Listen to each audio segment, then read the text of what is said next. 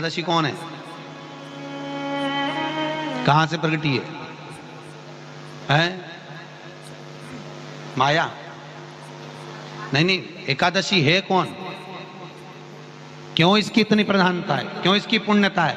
ऐसा क्या है एकादशी में जो इसकी पुण्यता मानी जाए? कौन है ये जो भगवान नारायण तक एकादशी का व्रत करते हैं? सुभद्रा जी को भगवान जगन्नाथ ने, जगदीश ने एकादशी का व्रत कराया था। बद्रीनारायण भगवान को माता लक्ष्मी ने एकादशी का व्रत कराया था। क्यों?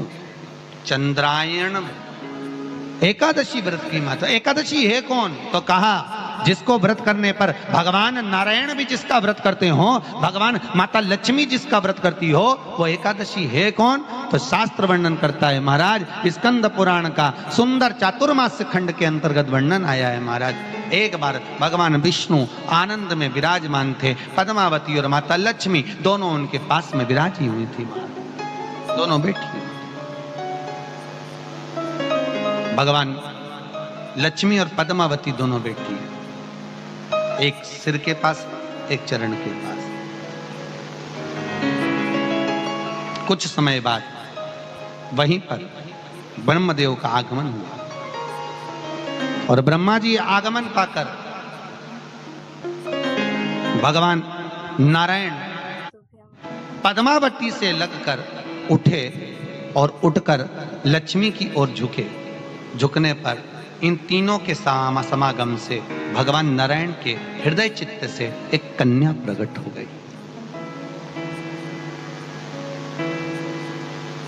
उस कन्या का नाम एका था। क्या नाम था? एका। अब 10 उसके गुण इतने प्रबल थे, वो 10 गुण उसके बड़े प्रबल थे कि वो एका जिसको निहारती थी उसको संपदावान बना देती थी। जिसको देख लेती थी उसके जीवन में वो आनंद की अनुभूतियां करा देती थी। एका जिस मार्ग से जाती थी उस मार्ग के द्वार खोल देती थी। एका का पुण्य इतना पुण्य प्रखर। पद्मावती और लक्ष्मी ने कहा महाराज ये बेटी आपके द्वारा निर्मित हुई है, इसका कन्यादान करना चाहिए। हमारे यहाँ हिंदू धर्म में रीति है, जिस दिन कन्यादान करा जाता है उस दिन व्रत रखा जाता है। अब आजकल रखते कि नहीं रखते हो मालूम नहीं, और कन्यादान करते समय व्रत रखा जाता है। व्रत रखना, एका का कन्यादान करना है। भगवान बोले कन्यादान करें, किसको दें? एका किसको दी जाए? एका प्रदान किसको करी जाए? पुण्यता किसको दी जाए?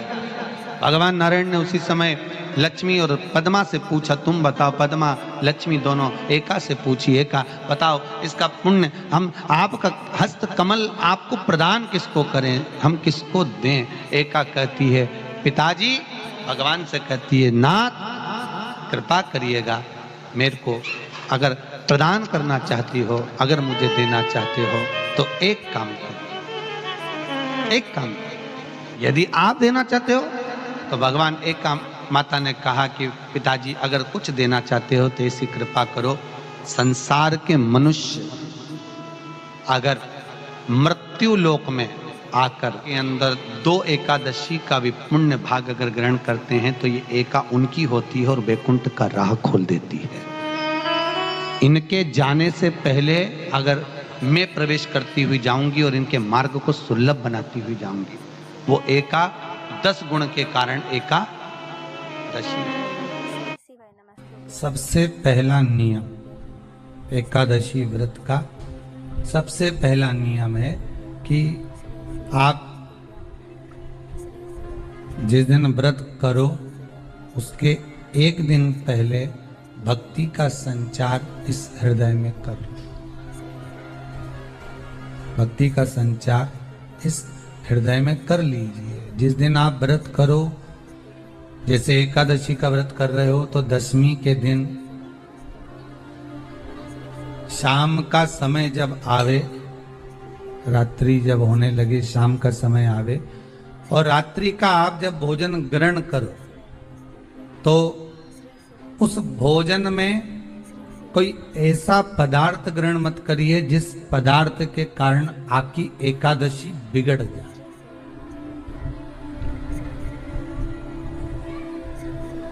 एकादशी का दूसरा नियम बहुत ध्यान से सुनिएगा। जिस दिन आपकी एकादशी का व्रत हो उस दिन प्रयास करिएगा कि अपने हाथ से किसी भी वृक्ष की कोई पत्ती टूटे ना।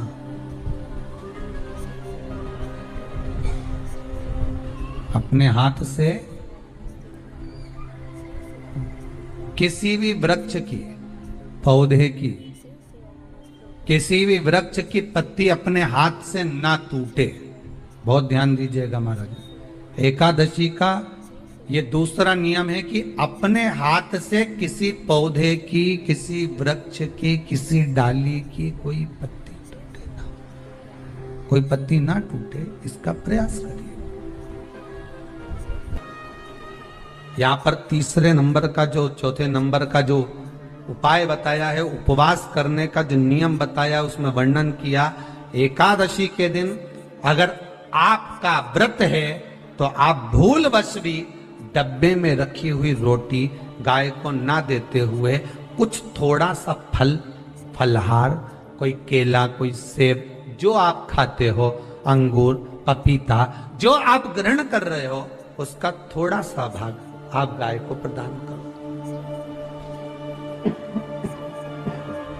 आप गाय को दीजिए।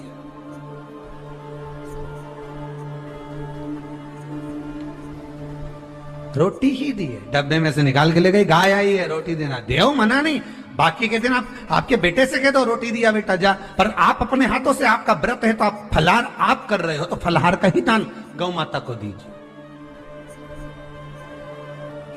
पांचवा वर्णन किया चतुर्थ भाव में, बन सके जितना एकादशी के दिन भगवान का ओम नमो भगवते वासुदेवाय का जाप करें या अपने गुरु मंत्र का स्मरण करें, या जो मंत्र आपके हृदय में समाहित हो, श्री शिवाय नमस्तुभ्यम, ओम नमः शिवाय, राम कृष्ण शिव, जो मन पड़े उसका भजन करें, पर दिल से करें। जितनी देर करते बने उतना देर। माला पकड़ने की भी जरूरत नहीं कि माला पकड़ के बैठता हूं तो घटकी जिब्या से जप लो, नहीं जी वही उतना में ही पूरा हो जाए, वही बहुत। महाराज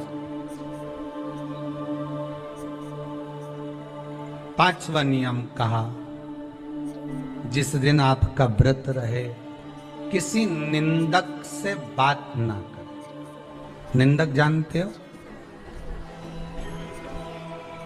भाई दूज के दिन, दिवाली की जो भाई दूज होती है ना, होली दिवाली की जो दूज होती है, उनमें ऐसा गोबर का भाई दूज बनाते हैं और पास में एक चुगलखोर भी बना है और चुगलखोर के ऊपर ऐसा भाटा धर है, एक पत्थर।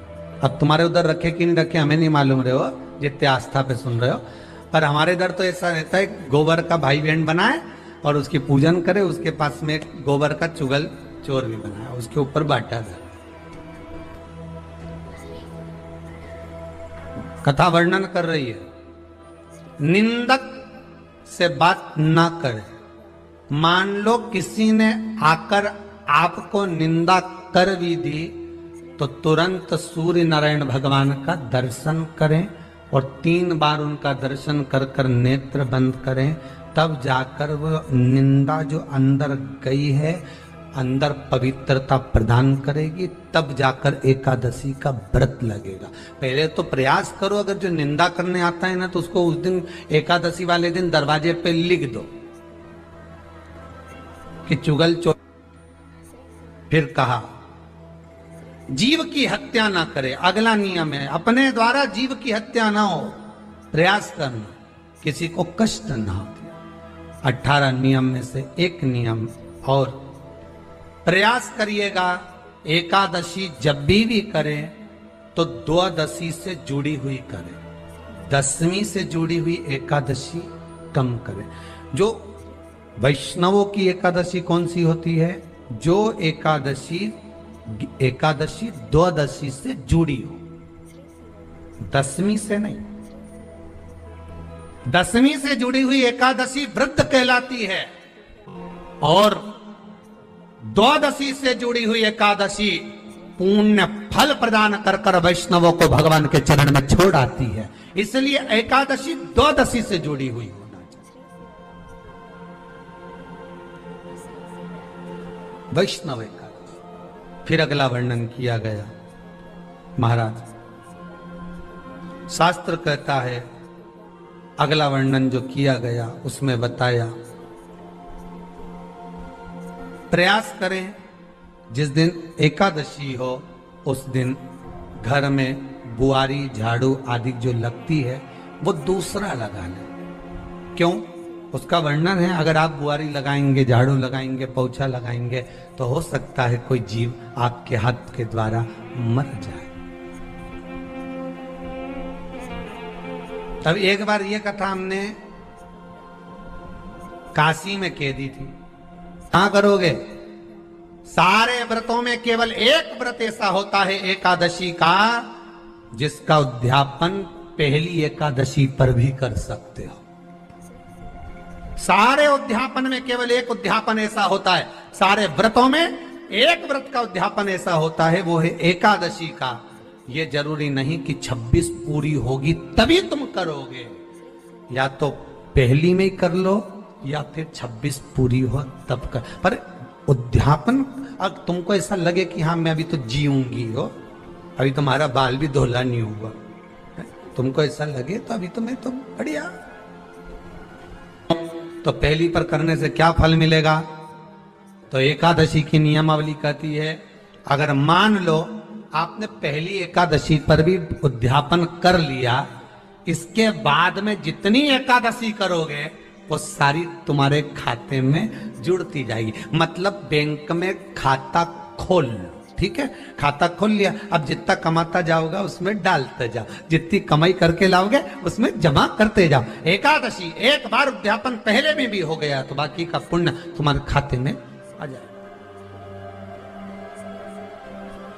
उसका पुण्य। एकादशी का उद्यापन बड़े महीने में माघ शुक्ल एकादशी के दिन, माघ का महीना हो, शुक्ल पक्ष की जम के बोलिए एकादशी हो, प्रयास करना कि आप उद्यापन करें।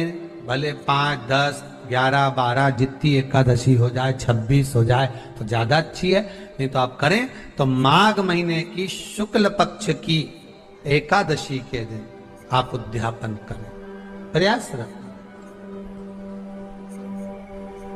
प्रयास रखना। बड़े महीने के अंतर्गत जो उद्यापन, हाँ चतुर्मास के अंतर्गत उद्यापन नहीं होता एकादशी का, बहुत ध्यान दीजिएगा। ये जो सावन भादो कुंवर कार्तिक जो 4 महीना होते हैं भगवान के शयन करने के, इसके अंतर्गत एकादशी का उद्यापन नहीं होता, और इसके अंतर्गत उद्यापन करना भी नहीं चाहिए एकादशी। एकादशी का उद्यापन माघ महीने की शुक्ल पक्ष की एकादशी के दिन आप बहुत प्रेम से आनंद के साथ करिए महाराज। परंतु एकादशी के उद्यापन में सबसे ज्यादा अगर कुछ जरूरी होता है तो 24 तरह का नैवेद्य जरूरी होता है। कितने तरह का? 24 तरह का नैवेद्य। अब आप कहोगे गुरुजी उद्यापन हम कर रहे हैं एकादशी का, तो उसमें तो फलहार का हमें नैवेद्य बनाना चाहिए। तो फिर ये पुराण के अंतर्गत स्कंद पुराण में ये चीज लिखी है कि एकादशी का जब उद्यापन करते हैं तो 24 तरह का नैवेद्य बनाकर सिद्ध करते हैं। 24 तरह का नैवेद्य जान रख लेना, हलवा बना लो, खीर बना लो, पूड़ी बना लो, सब्जी बना लो, पकोड़ा बना लो, भजिया बना लो, ऐसे 24 तरह का नैवेद्य अलग अलग चाहिए। पर लोग क्या करते हैं, खोपरा पाक बनवा लेते हैं 1-2 किलो और 24 जगह रख देते हैं। स्वीकृत नहीं है। 24 तरह का नैवेद्य रखा जाता है। महाराज एकादशी के दिन भगवान का पूजन का पूरी तैयारी कर कर मंडल आदि बनवाकर विद्वान ब्राह्मण को बुलाकर कर्मकांडी ब्राह्मण को बुलाकर जो भगवत सेवा में एकादशी का उद्यापन कराए, उन ब्राह्मण के चरणों को नमन कर कर, प्रणाम कर कर एकादशी का पूजन करवाइए और उस मंडल की पूजन कराकर हवन द्वादशी को कराइए। एकादशी को हवन नहीं, एकादशी के उद्यापन का जो हवन होता है वो द्वादशी।